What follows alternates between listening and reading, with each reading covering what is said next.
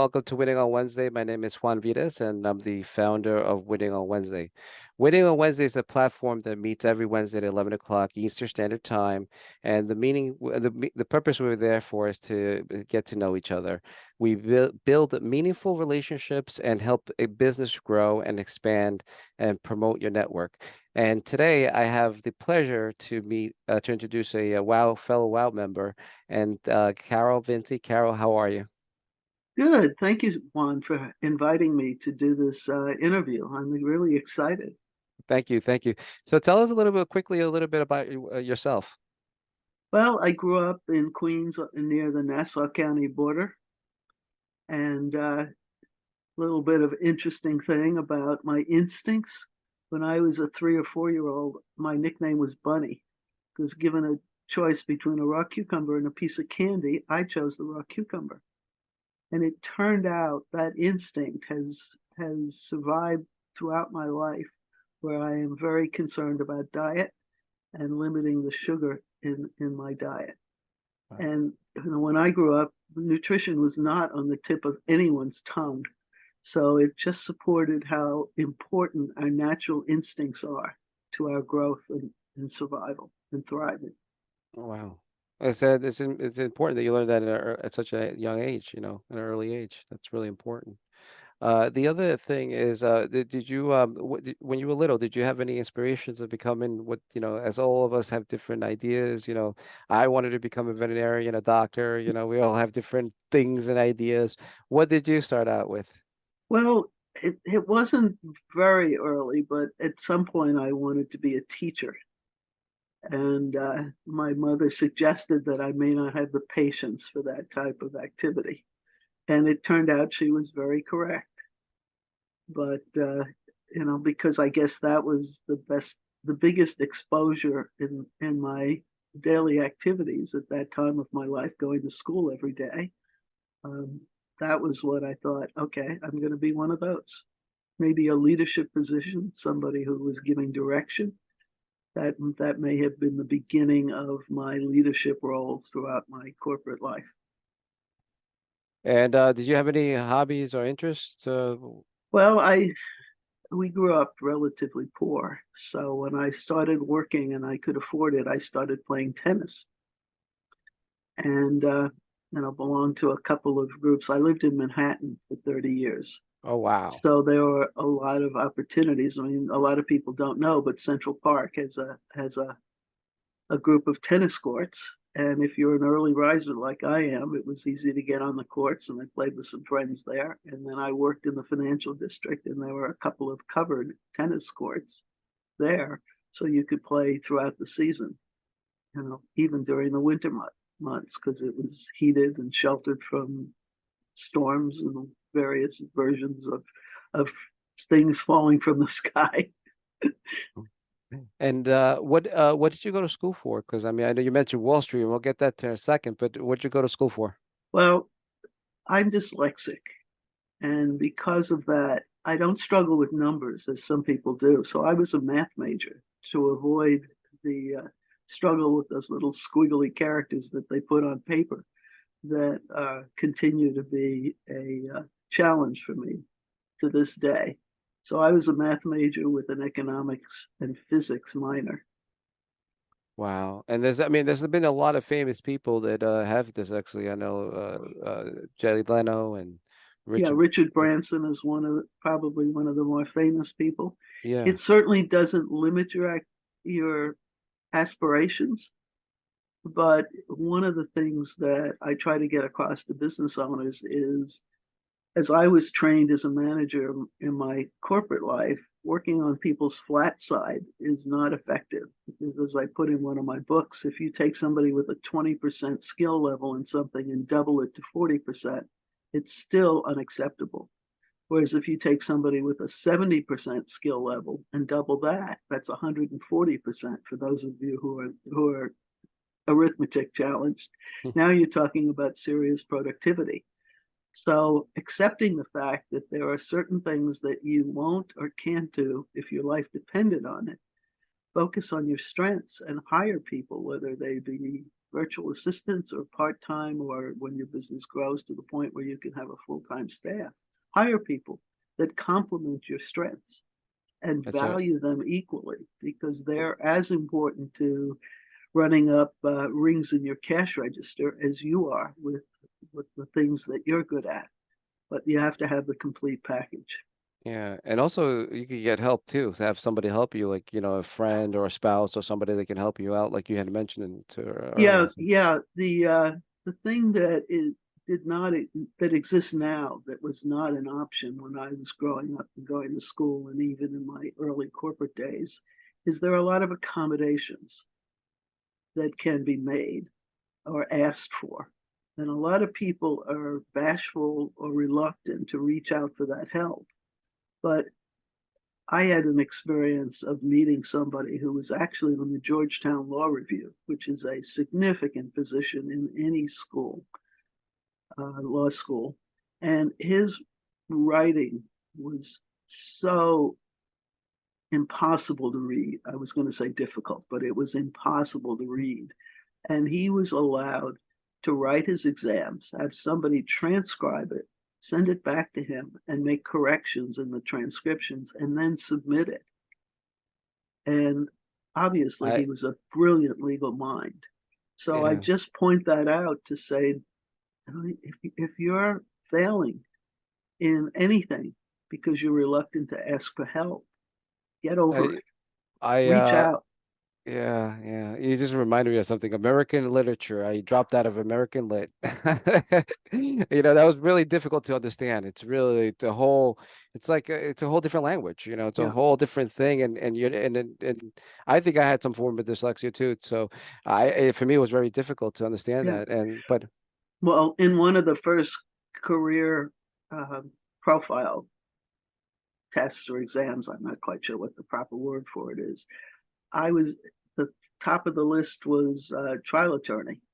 And from a personality point of view, I would agree that that is an excellent fit.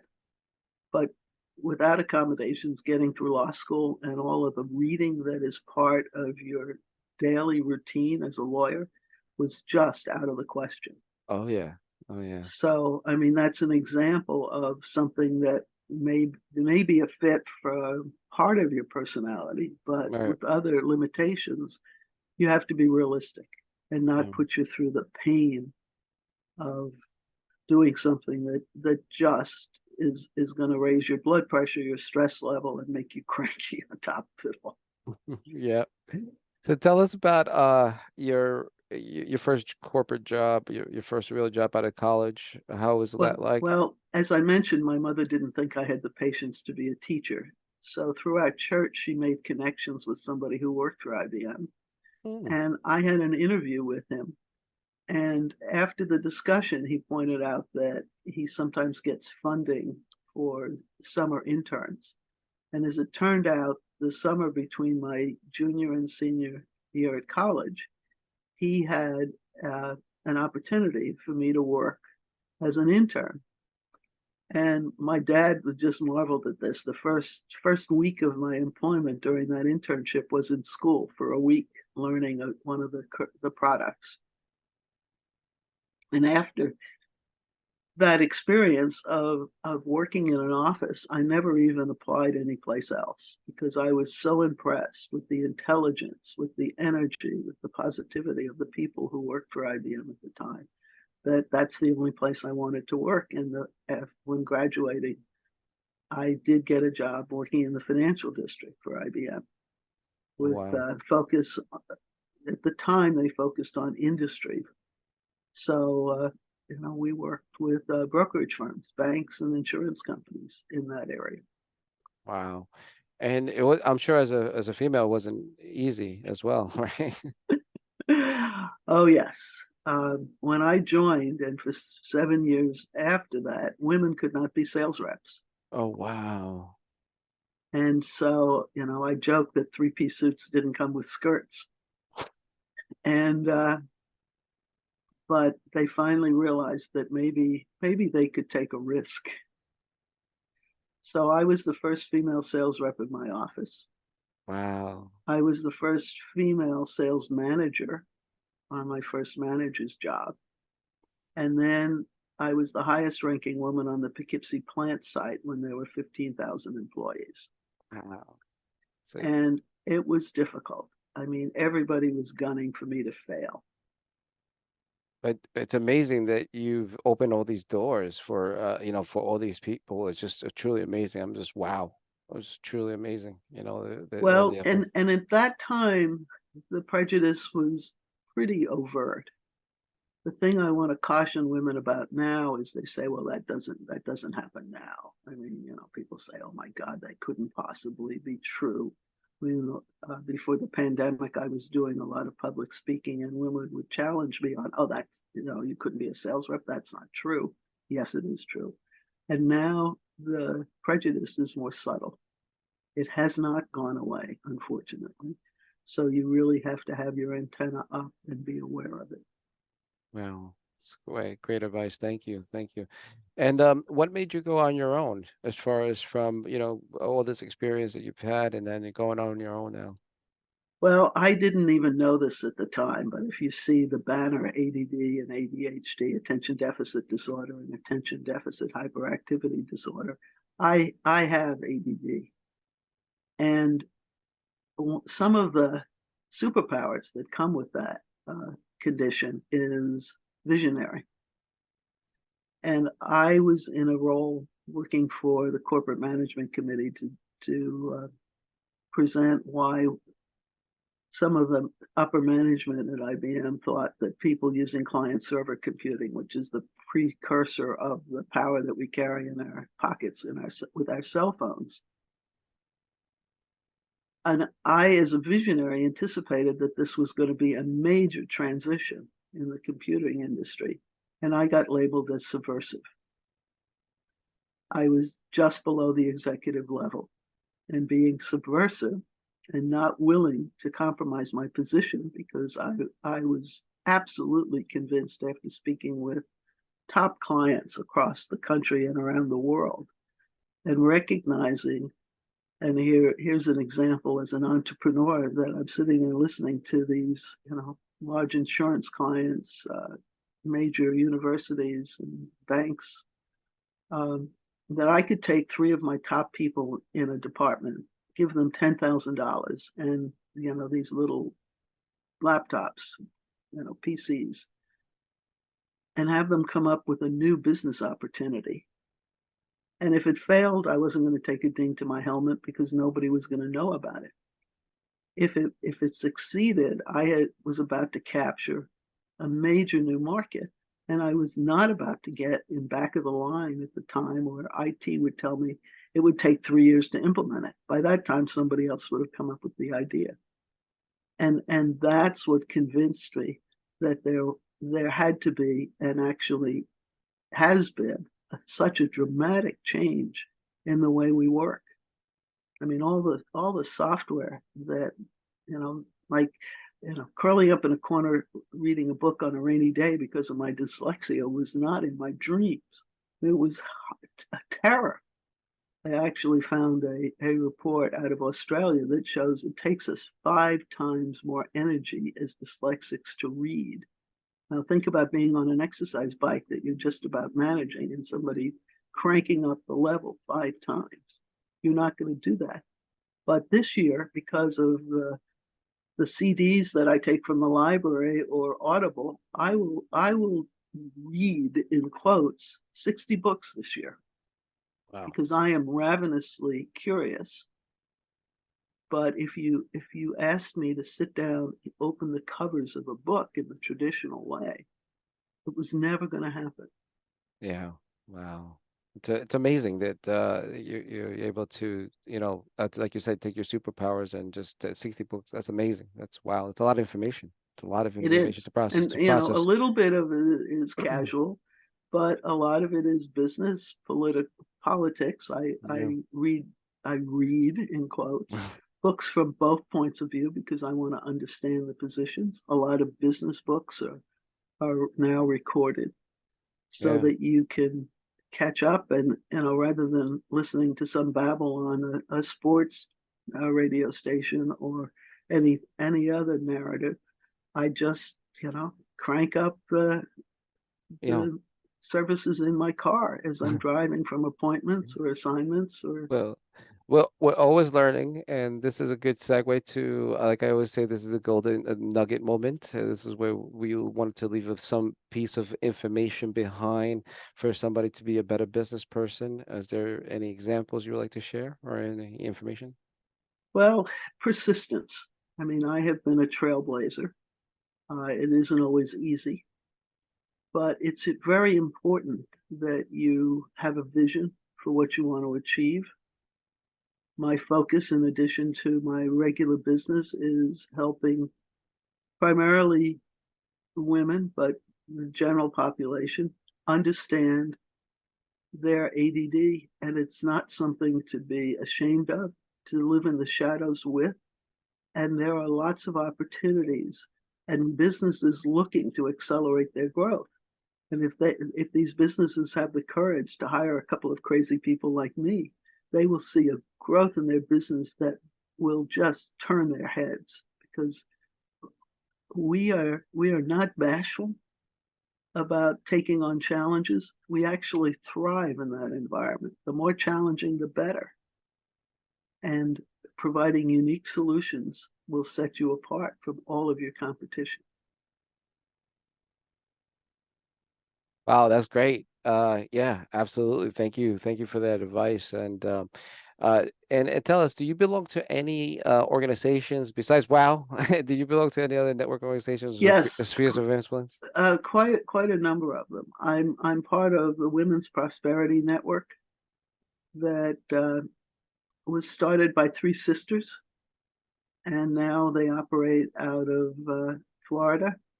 I'm also part of a group in London, and one of the benefits of the pandemic, where people were shy about using Zoom as we are on speaking now, that I can network around the world. Right. So the One Drop movement that's run by Sammy Garrity is actually the mentor who got me on my journey about ADD. I casually mentioned it to her on one conference call, and she said, "That's your unique selling proposition." And it took me a couple of years to get comfortable with that. And then I'm part of a group on the West Coast, uh, Itty Bitty Books, and all from the comfort of my living room. That's amazing. That's wow. It's truly inspirational too. Yeah, Wow. Wow. yeah. So you need to be open, because the world is now your market. I mean, there's nothing that limits you to the driving distance that in the past we were saying, well, I don't drive more than 50 miles to get to a meeting. Well, I can be on a call at 7 a.m. With my friends in London, and a call at 9 o'clock at night on the West Coast. Yeah. Wow. That's amazing. Thank you for wow. That's wow. You just wow me, Carol. Thank you. Thank you. And so tell us about your about your business or the services that you offer. Tell us a Well, little bit about that. what I'm talking about is I've created a card deck that talks about, and I want you to celebrate your ADD and ADHD superpowers and get out of the shadows, as I lived for decades and decades and decades, and not willing to talk about it. And the card deck is three segments: awareness of the symptoms, acceptance of the superpowers that come maybe so naturally to you that you fail to value them, and you don't get the recognition in verbal claims or the compensation, because studies show that people with ADD or ADHD are making 17% less than their colleagues. And then action. What steps with this new information and insights should you take? And that takes you to the other side of the background here, which is leverage these. And I'm offering a 90-day career action plan. And that may be even staying in your current position. How do you position yourself to work for somebody who will allow you to exhibit your superpowers? I have never been able to work with somebody who would even attempt to overmanage me. And I have turned jobs down where that was the general attitude of the person who was going to be my direct report, because I find that stifling. So we look at culture, and a lot of people say, oh, what is culture? How do I interview for culture? Well, that's one of the things we help you with. And if you're just fed up or at a point that, as I said, that I was labeled subversive, so they certainly weren't going to welcome me into the executive level, where you then have to make that leap. And how do you do it effectively, efficiently, and profitably? Wow. And if people want to learn more about you, what's the best way to contact you? Well, you see Carol Vincie at gmail.com. My card deck is going to be available this week at deckable.com, which is actually another way that technology has helped. I will be producing a physical card deck that addresses those three segments I just spoke about, but it's also going to be available on your phone. So you don't have to carry the physical deck. And the advantage of technology, again, is there's a third side to the card. And you say, well, how does a card have three sides? Well, there's an opportunity for me to do a 6 to 8 minute video that enhances the information that because there's a physical limit on what you can put on a 3.5 by 5.5 physical card. And this gives me the opportunity to pose questions, to share some more personal experiences. Okay, thank you, Carol. Thank you for sharing your story. And if you want to be a guest in our next meeting, simply go to winningonwednesday.com and sign up as a first-time guest. And thank you for sharing your story. Thank you. Thank you all. Thank you.